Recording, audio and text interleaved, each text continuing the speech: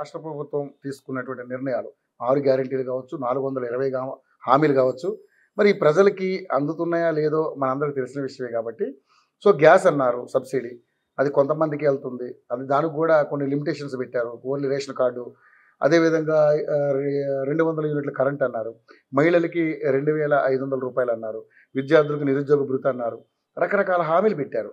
మరి కేవలం ఎలాగా ఈ హామీలు ముందుకెళ్తుందని మీరు అనుకుంటున్నారు? మొన్న రుణమాఫీ చూసాం, 31,000 కోట్లు, ఫస్ట్ 49,000 కోట్లు అన్నారు, తర్వాత 31,000 కోట్లకు వచ్చింది. లాస్ట్ కార్డు 17,000 చిల్లర కోట్లు మట్టికే రుణమాఫీ చేయగలిగారు. సో ఏంటి రాష్ట్ర ప్రభుత్వం తీసుకున్నటువంటి నిర్ణయాల్లో మరి ఏంటి, ఏ విధంగా మీకు కనిపిస్తుంది? కాంగ్రెస్ పార్టీ ఒకటే 10 సంవత్సరాలు ఈ రాష్ట్రంలో లేము, ఏదో రకంగా అధికారంలో రావాలి అనే తపన తప్ప వేరేది లేకుండే. ఒకటి, ఎందుకంటే వాళ్ళు కూడా చాలా మంది చాలా సంవత్సరాలుగా చట్టసభల్లో ఉన్నారు. బడ్జెట్ ఏ విధంగా ప్రిపరేషన్ జరుగుతుంది, రాష్ట్ర ఆర్థిక పరిస్థితి ఏ విధంగా ఉంటుంది, రాష్ట్రంలో ఉన్నటువంటి మనకు ఉన్నటువంటి బడ్జెట్ రాబడులు ఏ విధంగా ఉంటాయి, కేంద్రం నుంచి రావాల్సిన ఏ విధంగా ఉంటాయి, మన బడ్జెట్ యొక్క సైజ్ ఏ విధంగా ఉంటుందో ఆ సైజుకి అనుగుణంగా అటు జీతాలు ఇవ్వాలి, పెన్షన్స్ ఇవ్వాలి, వెల్ఫేర్ స్కీమ్స్ చేయాలి, తర్వాత డెవలప్మెంట్ చేయాలి. ఇవన్నీ చూసుకోకుండా గుడ్డిగా అధికారమే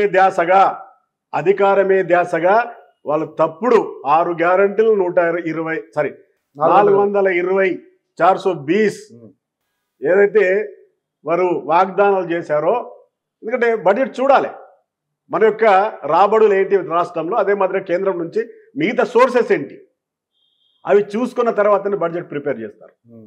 అవన్నీ చూడకుండా వాళ్ళు తెలుసు ఇది కాదని తెలుసు వాళ్ళకు కూడా, కానీ ఒకటి కుర్చీ కావాలి అని చెప్పేసి మాత్రమే చెప్పడం జరిగింది. ఇవన్నీ కూడా ఏది కూడా మహా అయితే 1-2 ఏమైనా చేస్తే చేయొచ్చు, సాధ్యం కాదు, ముచ్చటే లేదు. లేకపోతే డెవలప్మెంట్ ఆగిపోవాలి. ఇప్పుడు సార్ డెవలప్మెంట్ విషయం పక్కన పెట్టాడు, ఇప్పుడు మొన్న వరదలు వచ్చినాయి, 10,000 కోట్లు పెట్టారు అంటే పోయిందని చెప్పేసి. గ్రామాల్లో రోడ్ల పరిస్థితి ఏంది? అదే మాదిరిగా చాలా డెవలప్మెంట్ వర్క్స్ కావాలి. ఆ వర్క్స్ ని నువ్వు పూర్తిగా 5 సంవత్సరాలు కాకుండా చేసేదో ఎంతో కొంత మీకు మిగులుతలు కావచ్చు మీరు చెప్పే స్కీమ్స్ చేయడానికి, లేకపోతే ఎక్కడి నుంచి తీసుకొస్తావు?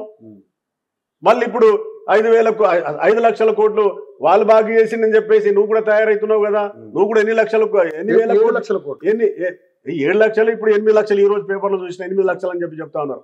మళ్ళీ ఇంకా 2,000 కోట్లకి బాండ్స్ కి వెళ్తా ఉన్నారు, ఈ రోజు నేను చూసిన. ఎందుకంటే ఇవన్నీ సాధ్యం కాదు.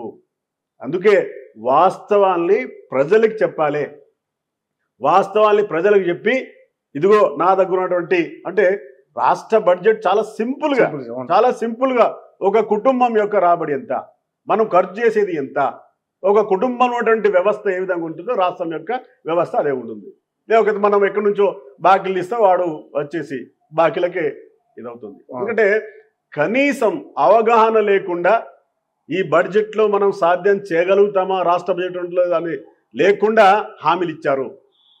ఈరోజు ఒక్కటి చేసే పరిస్థితి 8 నెలలు అవుతా ఉంది, 8-10 నెలలు అవుతా ఉంది. ఇంకా 4 సంవత్సరాల్లో కూడా వీళ్ళు చేయలేరు. ఎందుకంటే ఏం క్రియేట్ చేస్తారు, ఇంకేం క్రియేట్ చేస్తారు? లేకపోతే రాష్ట్రానికి సంబంధించినటువంటి భూములు అమ్మడమో, లేకపోతే ఇంకేదైనా చేస్తే ఎంతో కొంత వాళ్ళకి అనుకున్నట్టుగా కావచ్చేమో, కానీ లేకపోతే మనకున్నటువంటి రిసోర్సెస్ ప్రకారంగా భూములు అమ్మాల్సిందే అంటారా?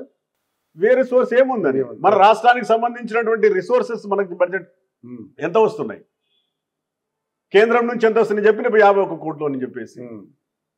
సరే వేరే ఇంకా డెవలప్మెంట్ ప్రాజెక్ట్స్ అది వేరే కావచ్చు, సెంట్రల్ సంబంధించినటువంటి. కానీ మరి రేపు పొద్దున అధికారంలోకి ఇక్కడ కూడా మీరు రావాలనుకుంటున్నారు. మేము అదే చెప్తున్నాం, నేను అది స్టార్టింగ్ లో నేను అదే చెప్పిన. ఎందుకంటే వాస్తవాలు ఈ రోజు ప్రజలు గ్రహిస్తా ఉన్నారు. భారతీయ జనతా పార్టీ వాస్తవాలనే ప్రజలకు తీసుకెళ్తా ఉంది.